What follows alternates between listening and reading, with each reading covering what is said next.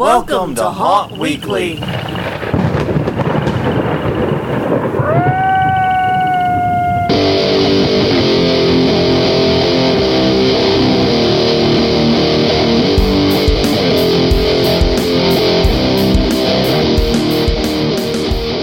Hello everyone, I'm Jonathan. I'm Crystal. And this is Haunt Weekly, a weekly podcast for the haunted attraction and haunted entertainment industry. Whether you're an actor, owner, or just plain aficionado, we aim to be a podcast for you, and this is a very special week. Yes, it is. If we sound a little different, it's because we're not just two morons in a room talking into a microphone that's being recorded.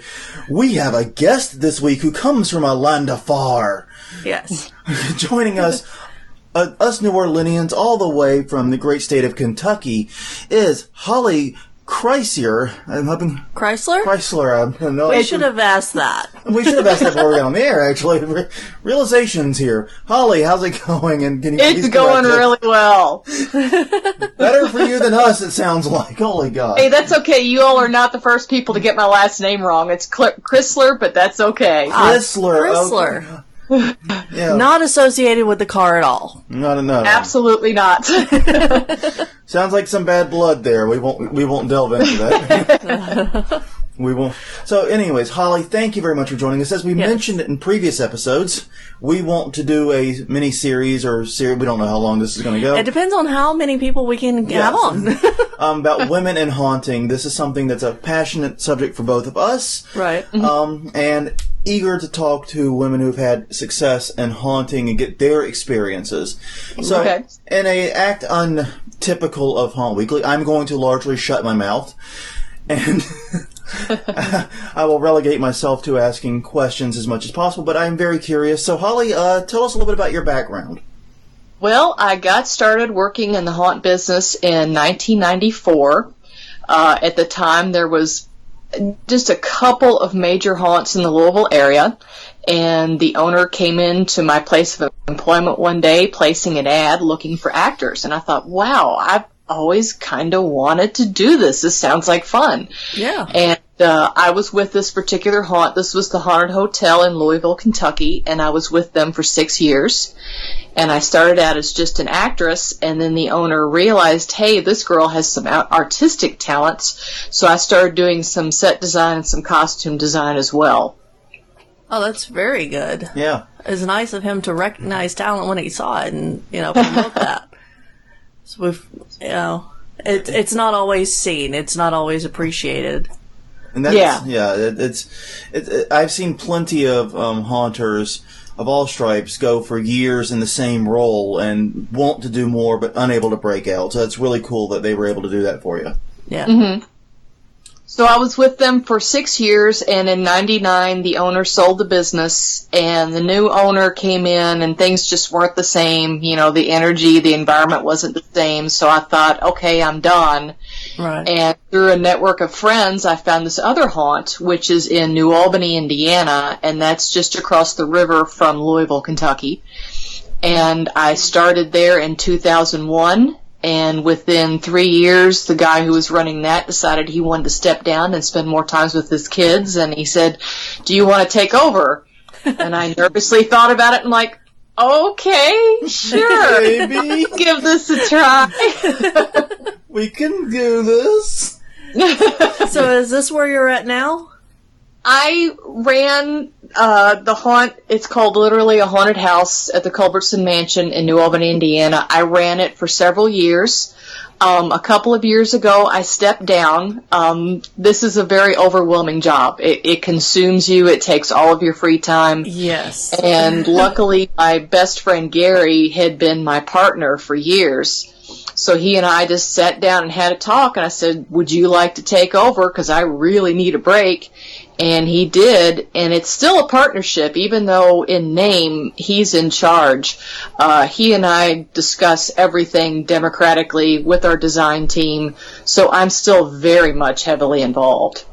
That's very Very cool. And to clarify, this is a haunted attraction at a year-round place. Yeah, the place is a state historic site. It's a Victorian mansion, absolutely gorgeous. And this haunted attraction is a volunteer effort, is a fundraiser. The money we raise goes to the interior restoration of this mansion. After 150, 160 years, a lot of things need repair. So the money we raise goes to keeping this place looking as beautiful as it did 160 years ago. Very, very cool. Yeah. And I gotta say, that sounds like, ambiance nailed. You can check that one off the box for a haunted attraction right off the... Yeah. Lucky you. Every haunter who has to turn a garage or a metal building is envious. Oh, yeah. Well, we've got... our haunt is set up in the old carriage house, which is not... because it's 3 stories, it's a sturdy structure... And because it's on state property, the state upholds the outside, like the roof and the exterior walls. The inside is pretty much up to us. So we can go in there and deconstruct and build up every year however we want to. Very nice. That's cool. You still have to get all of the permits and things, though, correct? Oh, yeah, the fire marshal still has to walk through and check the wiring and measure the door frames and, look for things that might be loose or tripping hazards. So, yeah, we are still under all the regulations that any other haunt would be. Absolutely. Right. Yeah. Yeah, it's just when you say, we could do whatever we want, and I'm thinking, I know some home haunters who think that, and they probably shouldn't. Yeah, we're very wary of fire code violations, and we keep our places safe as we can. Yeah, that's the way we try to do it, too. Safety first. So. Yes. So what's been your favorite scare that you've put on, or your favorite set that you've designed? Oh, wow. Oh, gosh. There's been so many, because I love designing sets. I love making rooms look as realistic as possible. Yeah. Right now, in fact, I just finished doing a room that is like a decontamination room for radiation sickness. Nice. And it's decorated to look like rusty walls with minerals and stuff dripping down the walls. There's rust, there's holes, there's old dirty air vents, there's radiation signs. So I'm really happy with how that looks. Yeah. But gosh, we've had so many great ideas and so many rooms that were just incredible.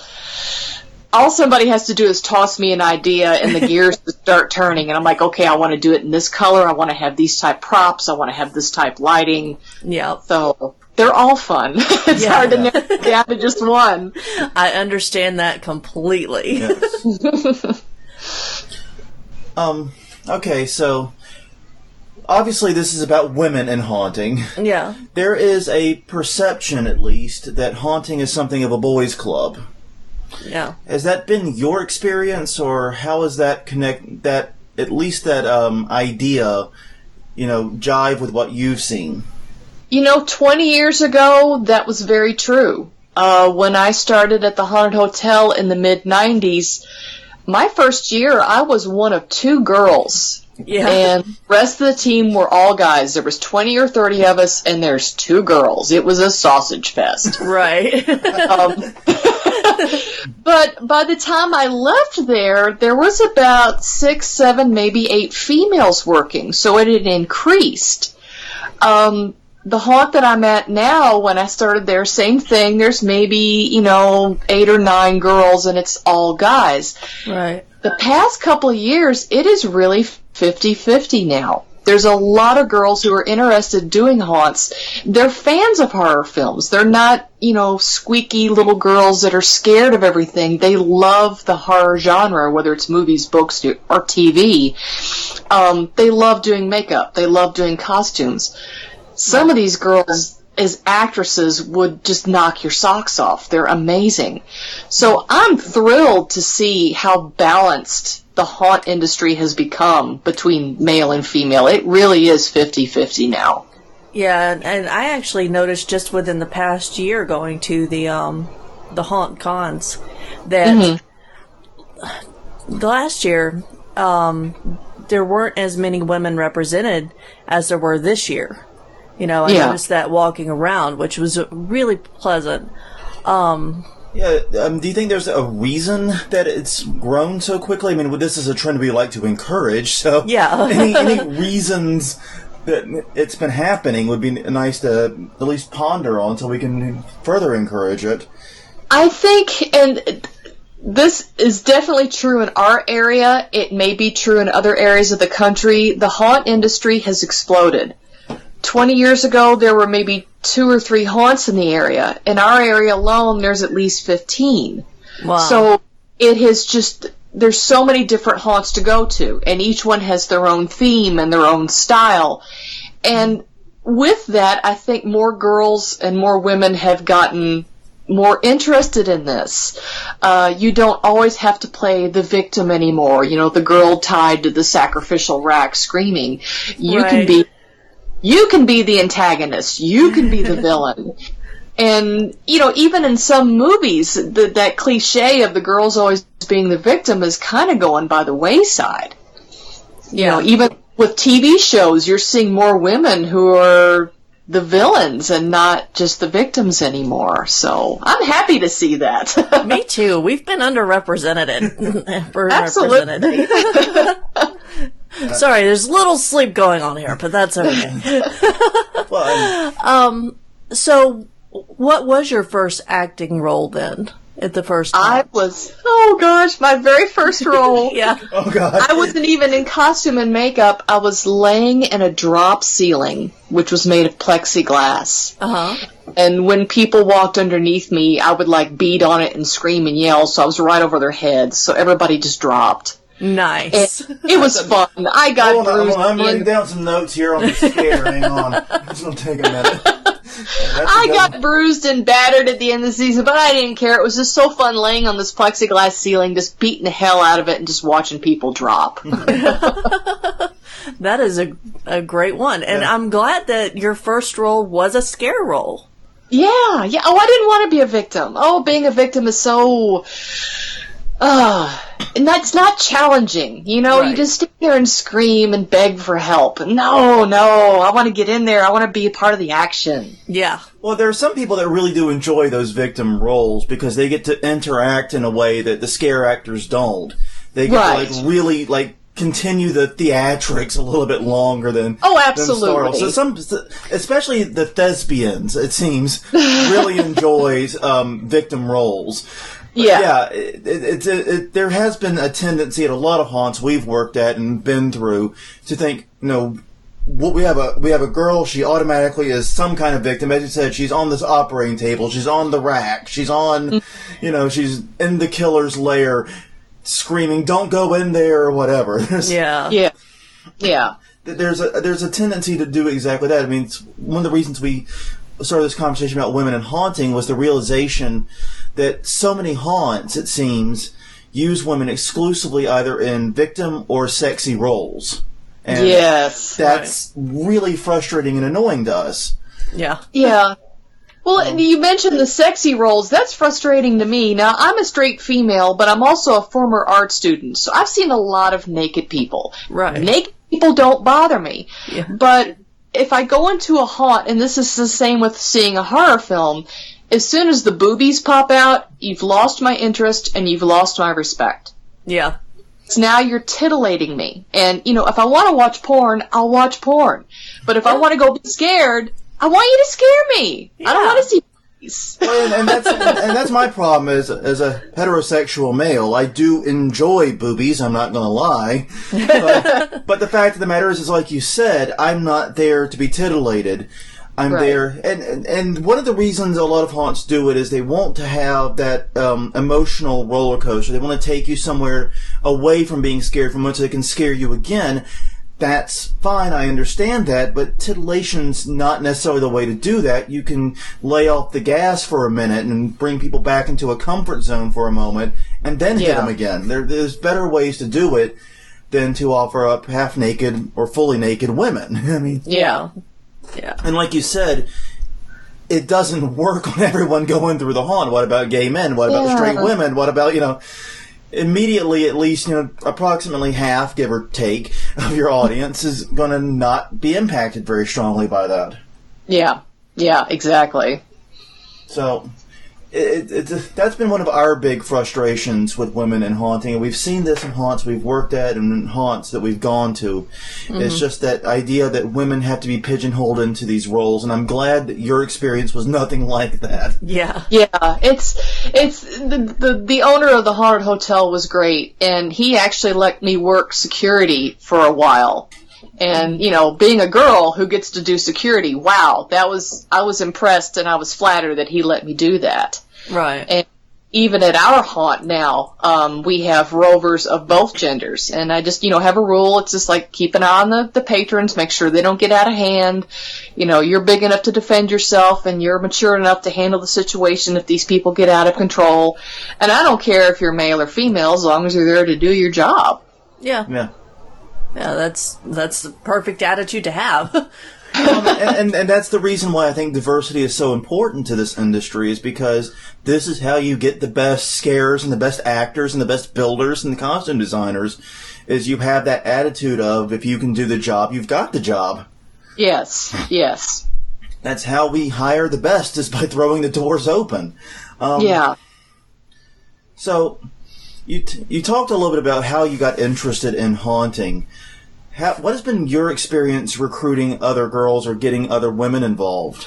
Has it been a similar thing where they've had that fascination and you just simply give them the opportunity? Yeah, it really is. Yeah, with our haunt, it's word of mouth. They tell their friends and their friends tell their friends, and all these people show up to help out. Right. And it's because we're weird people, face it. We are the oddball. We were the weirdo nerds in high school and college, and we're the goth kids, and we love horror movies and Vincent Price and the Addams Family and all that. And it's just word of mouth, and you get these people who are really into Halloween. They're really into costuming. They're really into the dark, spooky aspect of it. And when they find out that there's a haunt where they can go and express themselves, whether that's acting in a role or making a costume or doing someone's makeup or building a set or putting together a prop, it's a joy to them. They love doing this, and it's just a great way to express themselves and be part of the moment and part of the season.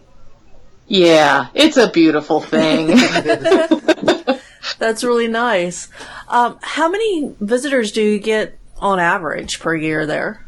Oh, gosh. We probably get 3,000 to 5,000, which doesn't sound like a lot. Now, we're a smaller haunt. There's other haunts in the area that are these big commercial monsters, and they get 10, 15, 20,000 a year.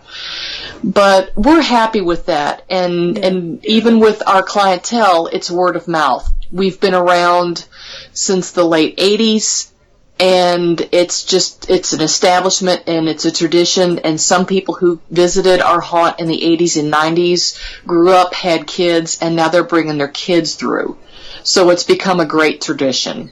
Right, that's always nice to see that we've got something similar going on here. Yeah, we've been at our same place for 11 years now, and yeah, this will be our 11th season. So it's nice, like you said, to see the teens and the kids that came by, and now bringing theirs through. They usually go through the little kiddie area right now, but right. But it's still interesting to see the family tradition being passed down like that. Right, and they're also coming back and saying, "Hey, I'm old enough. Can I work now?" Yes, yes. We've got a lot of that.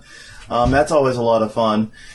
Yeah, and then it's like you said, that's how you recruit. Word of mouth is the way to go, which it makes it kind of weird for me that some haunts seem to be such boys clubs, and then others seem to, be more diverse. And I think one of the things you talked about is something I've been thinking about is you, like you said, when you started at your first haunt, total boys club, total sausage fest, as you said, but you being there, you getting more involved, and you having a more active role in it, things started, evening out. And I think a lot of that is, sometimes with these boys clubs, you need someone to cross the line and sort of start the trend. And I think that happens at some haunts. I've seen it happen at some haunts locally where a couple of women stick it out. They join the boys' club. They hang with the boys. They scare as good as them. And then other women see that and then immediately want to on board, too.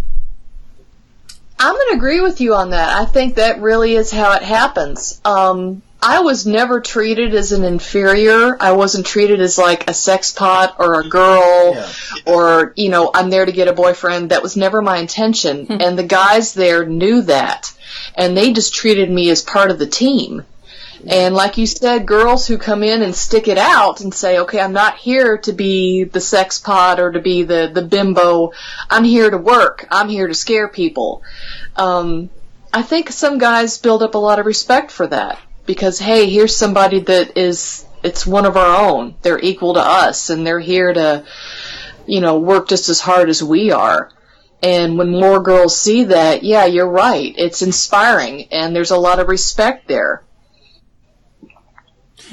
Yeah, it's very interesting because I think a lot of the haunts that are boys' clubs aren't that way intentionally. It's not like they're all misogynistic, chauvinistic pigs who don't want women in the haunt.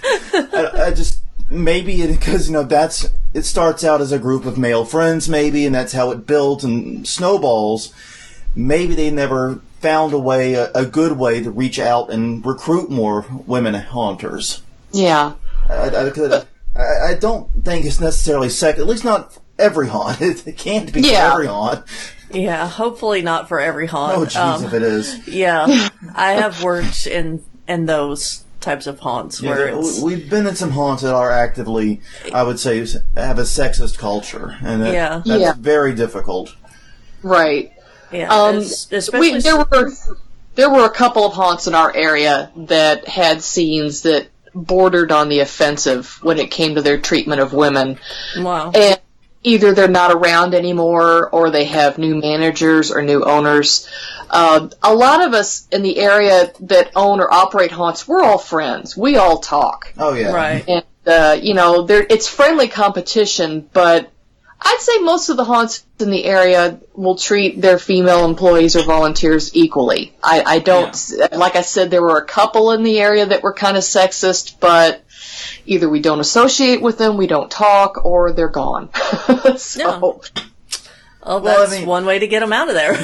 Well, and one of the things is when you have those scenes, when you have that, those elements that are sexist and misogynistic, it turns off your female, your potential female customers too, and it essentially halves your potential audience.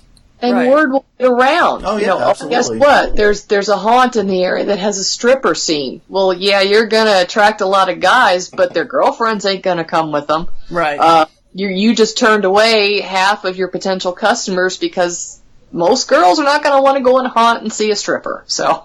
Yeah. And it's like you pointed out, it's not just that you turned away the girls, you turned away the girls and the people that would be coming with them. Right. No, like I said, no girl's going to go with her boyfriend, and of course that's the reason you go to a haunted attraction is to show your girl how tough you are and don't get scared in a haunted No stinky little haunted house. Haunted houses are great places for dates because you're gonna get some physical contact. If your girlfriend is scared and she grabs onto you, hey, there you go. Yeah. If you're a girl and you're going with a guy, you get to grab onto him and show him how strong you are. It's a win-win situation. Or as happened with us once, a guy offered up a big, huge guy offered up his tiny little girlfriend to the monster. Yeah. And when he got scared, and I think that relationship might have ended that night, actually. So maybe it's not always a definite. Yes. In that case, it's like a litmus test. Yeah, it's like, okay, let's see if this guy's going to be a good boyfriend or not. Oh, he's using me as a human shield? Well, this date is over. Yeah. Throw me under the bus, will you? Just tell the Jabberwocky to eat me. This isn't going to go for Oh, gosh. Yeah. So, I'm glad that your experiences were overall very, very positive. Yeah. What are some things you think haunts could do to make themselves more open and more accommodating to women? Obviously treat them as equals is the big one, but there are other things you think they could do.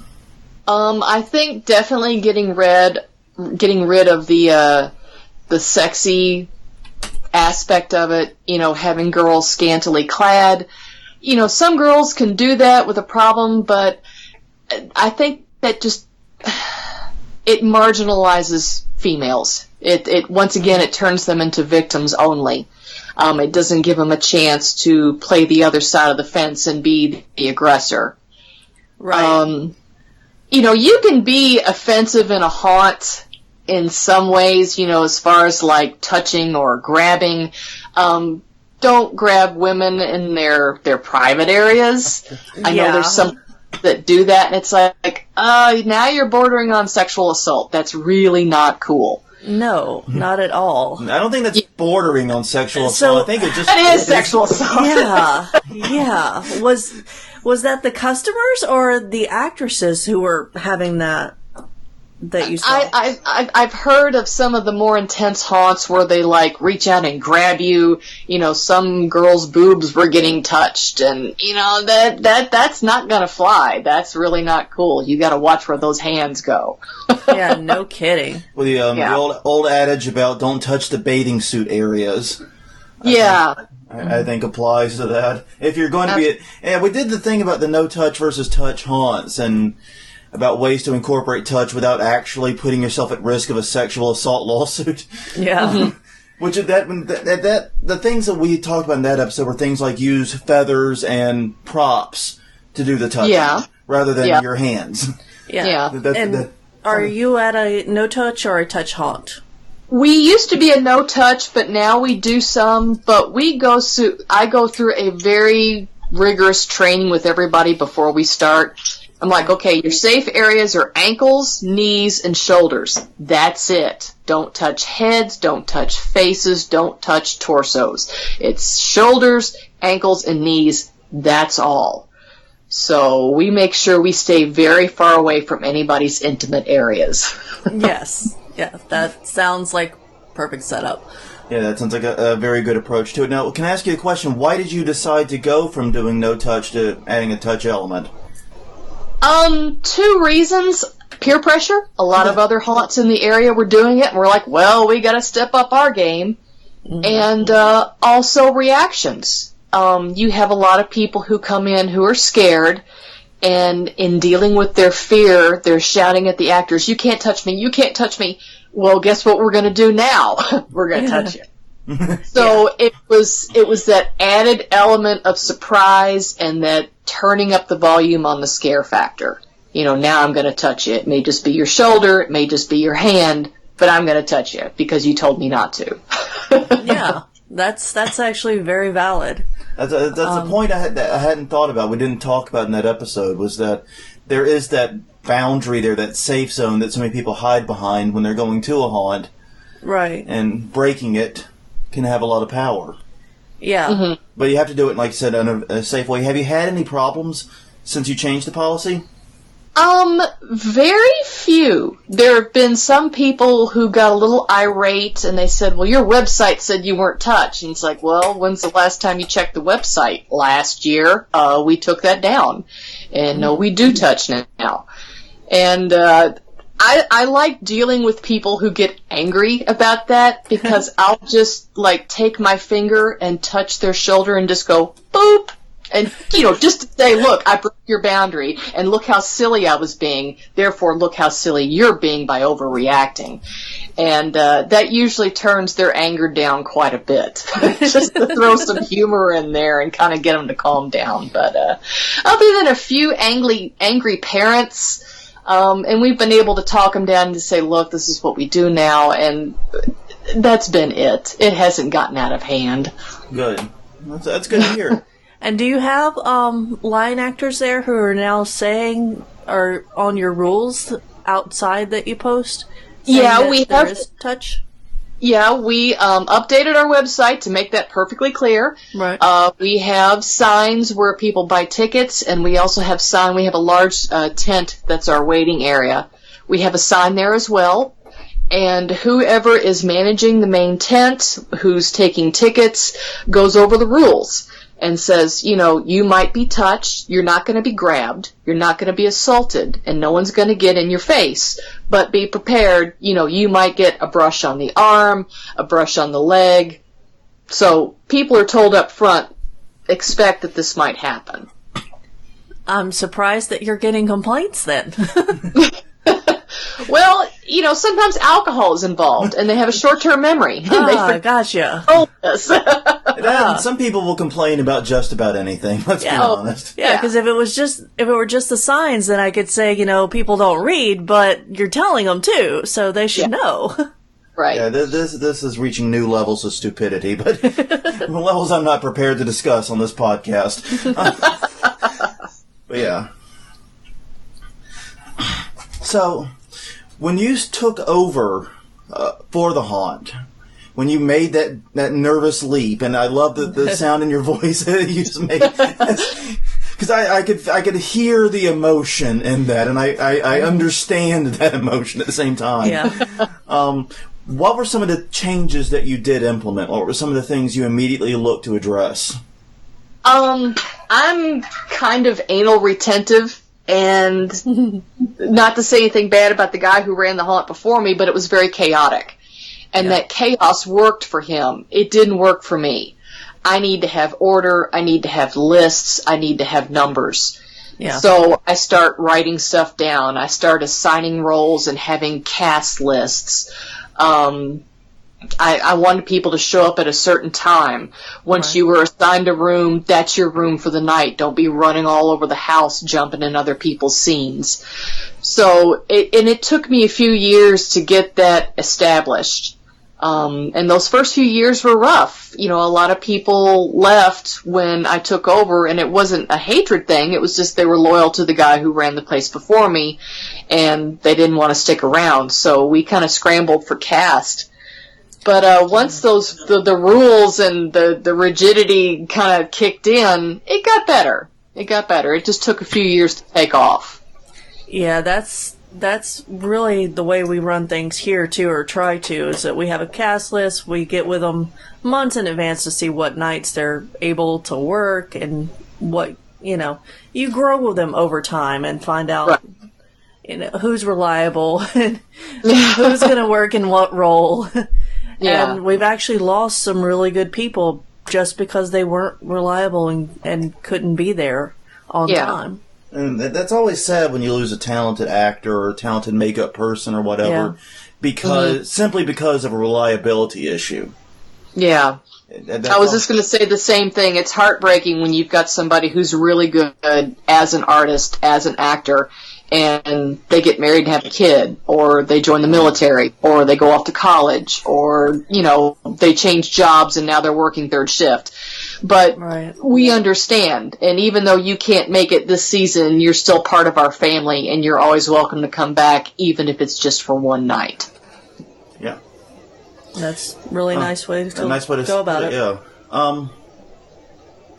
So, when you were having to scramble and recruit those actors, what approach did you take? We contacted some drama departments for some local universities. I told everybody, tell your friends, tell your family, see if there's other people who are interested, and that really worked. Once again, the word of mouth. Mm-hmm. People like hanging out with their friends, and they like working with their friends. So if they could get their friends involved and work in the same room as their friends, it kind of blossomed from there. That was pretty much it. That's what got it out there, and telling everybody. And that's kind of what we've noticed, is that the best recruiter for new actors for us is our current actors at the end of the day. Mm-hmm. And I think that's one of the reasons, also going back to the getting more women actors, I think that's one of the reasons why it snowballs over time, is because once you have a small sort of beachhead of women actors, they'll recruit their friends, they'll get other people that are like-minded, and then it will grow from there. Yeah. So I think that's a powerful component to it. Absolutely. And what age range are your actors? We have got a very wide spectrum. A lot of haunts in the area don't want anybody under 18 for legal reasons. Because we're volunteers, we don't care. As long as you behave yourself, show up, and do a good job, that's all that matters. We have had volunteers as young as 11, and our oldest volunteers are in their mid-50s. So it's broad. And the 11 and 12-year-old kids, they're well behaved. I mean, for preteens, they're amazing. I absolutely love them. And you get them in costumes, and they just act their little hearts out. They're incredible. What kind of roles do you put them in, the youngest ones? Usually creepy children roles. There's something about creepy children that make people really unsettled. Yes. Well, children are just creepy naturally. I mean, that's... Yeah. But they love, they absolutely love, for them, it's the one moment they have power. It's the one moment they have got control over the adults, and they love it. Mm-hmm. But, yeah, creepy children roles, little monsters, little demons, zombies. You know, zombie children are just amazing to work with. They're fun to watch, and our clientele and our customers really love them. I bet they're fast, too. Yes, they run their little butts off. Well, I mean, that's one thing. You can always trust the energy of a child. Yes. Because there's, like, one haunt here in southeast Louisiana where there's a kid, and he can't be older than, like, 10 or 11. He started out very young. But, yeah, he's a little older now. But I remember the one I'm thinking of. He operates 6 different drop panels in a cemetery scene. I, like, after a few hours of doing one, hate my life. Yeah. And question my choices. This kid, year after year, has been operating 6 in a graveyard scene. On a little, like, because there's a portion of it that snakes around, like a center mausoleum thing, and you come back by it multiple times. And, yeah, he operates, including, like, sometimes 2 in a row, one right after. I can't do that, man. I don't have that. I'm too old. We've locked some of our younger people in closets, in cages that are really small, but they're small, so they fit. Right. And they can pop open doors and burst through cages all night long and never get bored. Never get bored, never get tired. Yeah. Now, do you make sure their parent or guardian is somewhere in the room or nearby? Yeah, and when they volunteer for us, they do sign a release form, and they have to have mom and dad or their legal guardian sign it to say, yes, my kid is here, I'm fully aware of their responsibilities, it's okay with us. Some of their parents actually help out, whether they're acting in the house or they're helping with concessions or ticket sales. You know, sometimes mom and dad join in the fun, so... For a couple of families, it's a family affair for them every October to join us. Right. Yeah, we've got a family here too, and yeah, we have a couple of families that help with us. So yeah.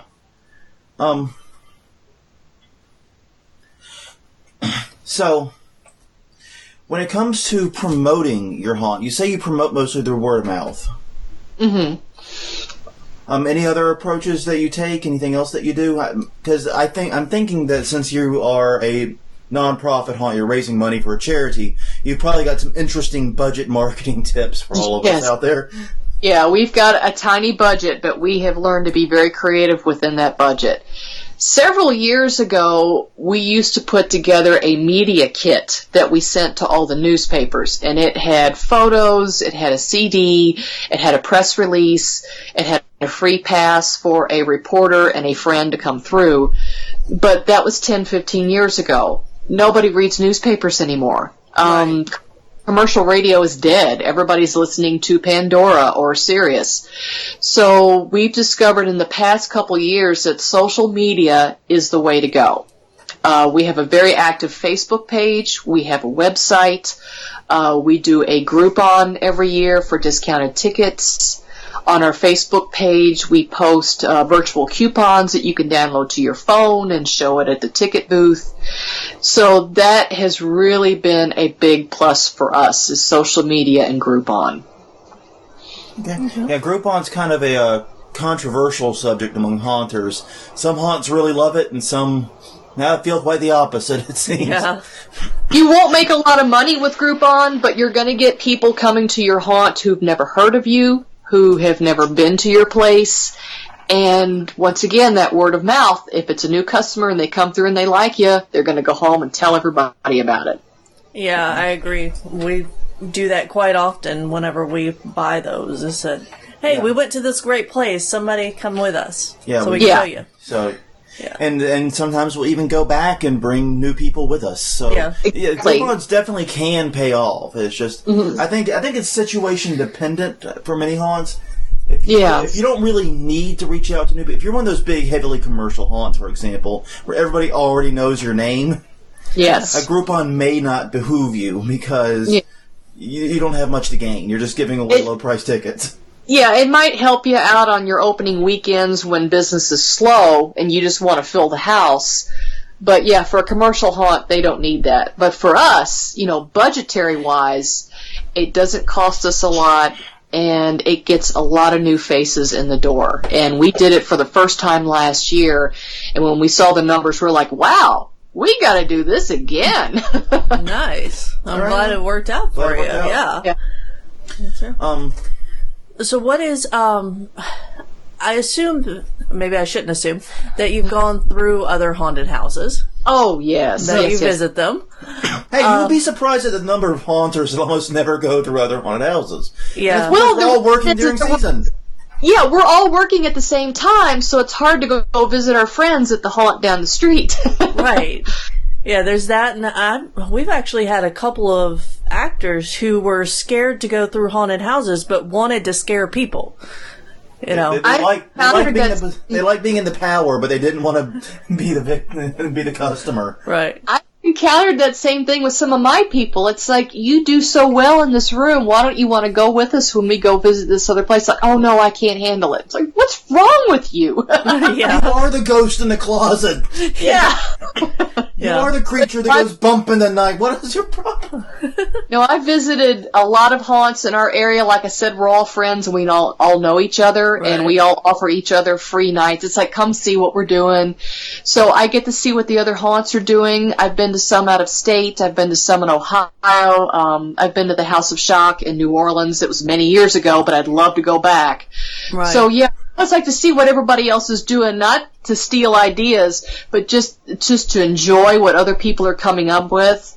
And there's a lot of respect there when somebody comes up with a new scare or a new set or a new idea or a new twist on an old idea. I love that. I really do. Yeah, that's always really nice. So what has been your favorite scare that you have seen someone else do, since we've heard a little bit about yours? There's two that come to mind. One was when I went to House of Shock in 2001. They had a room that was painted solid black, and on one wall they had that horrific face that from The Exorcist that flashes on screen for like a second. Right. Had a slow-acting strobe in this room so that it popped like every 3 or 4 seconds, and you just saw that face. So you walk in, you see that face, nothing happens. The next time you see this face, there's somebody in a black morph suit who's like right up on you. And it totally got me. I was not expecting that. And it was a simple gag, but it was so effective. Yeah. Right. And black morph suits are very, very powerful things. Oh, because they're wonderful camouflage. You never see them coming. That is still, to this day, my favorite costume as an actor is a black morph suit. I love the sneaky, because I'm not particularly physically intimidating, and I'm not super good at shouting, especially over long periods of time. So give me a black morph suit, let me sneak up on people. They are a lot of fun. Yeah, and I think the other scare that I liked was, it was either last year or year before last, we went to the Dent School in Cincinnati, and there was a room that was set up like a public shower, like a gym shower. And there's water coming out of the shower heads, and you're walking along this waffle grid floor. Right. And you see some bodies, wrapped in plastic that are just laying there. Well, all of a sudden, here comes this rather overweight guy with just a towel around his waist. And he's wet, and he's gross, and he just starts yelling at you. He was so well camouflaged, once again, I didn't see him coming. So as soon as he walks out from underneath that shower and starts yelling, I was just like, oh, okay, you got me. Well, nice. It's always great to talk about the scares that work. Right. And it's always fun because as an actor that person probably had to try that 100 times before they really nailed it. Yeah. They first got it really wrong, then they got it less wrong, and then improved it until they got it really, really right. Yeah. The things like those types of timing and camouflage scares do not come together over in one night. Yeah. They take lots of time. Not. So, so whenever I go through a haunt and somebody gets me, and they do a really good job, I will tell them, you rock. That was great. You keep that up. Yeah, we do something similar. Yeah, I know that we're frustrating because we're haunters, and I'm pretty sure you do this too, where you don't have the big reactions to scares, but you can still get God. It's not that you're not getting God, it's just that you don't have that over-the-top, visceral reaction that haunters love. So whenever we get God, we like to say, that was awesome, just shake my hand, please. Yes. We want to let them know, even if we didn't react appropriately. Because I might go, might be the actual, might be the actual scare reaction. That was pretty cool. Because in addition to, the reaction, I'm also sitting there going, the tactics of that was incredible. The use of the distract and the startle. Yeah. I'm laying out how the scare came together in my head. kind of like the audience trying to figure out how the magician did a trick. It's a similar deal. Okay. Well, we've only got a few more minutes right now, but so to wrap things up and bring things back to the original topic for a moment here, what do you think are some ways that haunts that are wanting to get more women involved, what do you think they can and should do to encourage it? We're in the new millennium. Let's get rid of old stereotypes. Let's get rid of the girls always being the sexy victim. Let's let girls take over some of the protagonist roles. Let's hand them the chainsaw instead of the big guy. Let's let them put on full facial makeup and disguise herself so that when this monster approaches you, you don't know if it's male or female and you don't care. It's just scaring the hell out of you. Yeah. Give them more opportunities that don't pigeonhole them into the traditional victim role. And, I think that's the big ones right there. I think that's great advice. And I think that also you mentioned that the whole community up there tries to do that. And I think that's an important role too, because if you're able to get away with it at one haunt and not have any reprimand for it, then other haunts might follow suit. So. My best scares that I ever got is when I was fully costumed as a gargoyle and nobody knew I was male or female. And removing the gender out of the monster made it all the more fun because it kept people guessing. Yeah. I can see that, yeah. Yeah. It's always interesting because when you get someone new, trying to figure out where they fit into the haunt and what they can do, there's always a little bit of trial and error. Because when we had Koo a few years ago, remember him? Right. This kid weighs 95 pounds soaking wet. He's 5 foot nothing. He's tiny as heck. And he's so soft spoken. Yeah. That I'm like, I don't know what we're going to do with this kid, but he really wants to be in the haunt, and he's a really good artist, and he designed a lot of the scenes in the set, so he's going to be in, right? We're trying to figure it out. He's like, oh, just put me in the cage, and I'll scare people. I'll find a way to scare people. He had so much energy and so much reckless abandon in that cage. We're having to repair the cage every night. Yeah. That's A. And we built that pretty well, too. I'm really impressed. But also, everyone's like, damn, do we need to help that kid? Yeah. They're leaving because of the way he was acting. So, yeah, it's always fascinating because when you listen to people and what they say they can do, usually they're right. Yeah. Yeah, give people an opportunity to express themselves. And we encourage that at our own haunt. When we start designing in the spring, I tell people, okay, if you want to do a room like this, tell me what kind of props you want. Tell me what color do you want it. What kind of lighting? What kind of sound do you want? How do you want your costume to look? And I'll help them, but I will let them develop this on their own. And we have learned, wow, when you let people do that, that room turns out awesome. Just step back and let them go, and you get some incredible results. Well, absolutely. And I think that's true for every haunter, male, female, young and old, and so on and so forth. This is how you get people passionate about haunting and about your haunt in particular. Right. Mm-hmm. So yeah, I think this is a lot of great advice here about getting women involved in haunting. And I'm super glad that your narrative is a positive one. Yes. I know many women who have had less than positive ones. Yes. Oh, and my heart goes out to them. I am so sorry they had to go through all that. Yeah, but you know, I think you have got a story here that can be used as an example for how other haunts can be inclusive and can bring people, not just women, but all types of people into the community. And that's one of the things. It's like when I don't know if you heard about the whole Ohio Valley haunts thing. I was very much involved in that. Okay, I thought you were. I didn't want to speak for you. And I wanted to thank you guys for bringing that to the public's attention, because when that first broke, and there was originally just 7 of us discussing this, and it blossomed into like 30 or 40, we were shocked. We were horrified. We're like, really? Do they not realize that the haunt business is a haven for lesbian, gay, bisexual, and transgender people? I mean, we're just a couple of steps away from Broadway musicals. We are the most flamboyant bunch. You know, how dare you say things about that when you're wanting to get into our haunts for free? Are you serious? Yeah. And it's interesting because we are, like we were talking about earlier, we are the marginalized peoples. Yes. All together. Whether you're marginalized because of your sexuality, your race, your class status, your obsession with Vincent Price. Yeah. Whatever marginalizes you from society, if you love haunting, you're in our family. That's how this industry works. Absolutely.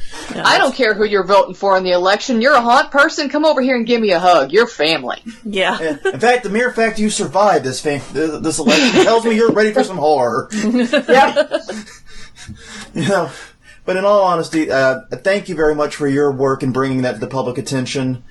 And thank you for spending the past hour with us. Yeah. It has been quite wonderful, and like I said, I'm very, very glad you had such a positive experience. Yes. Hopefully other haunts can take cues from your experience and provide similar ones to women who want to get in haunting everywhere. Oh, well, thank you guys very much. This has been really wonderful. Best of luck to you. Thank you very much. Thank you. And to those of you listening at home, once again, this was Holly Crisler. Crisler. Dang it! So close. It's okay. I can't read it on the screen. I'm too far back because we have to make the room in the mic. Oh, gosh. Holly Crisler. Yeah. Thank you very much for joining us, Holly. It's been a wonderful hour. Appreciate thank you. And to those of you listening home, we will see you guys next week.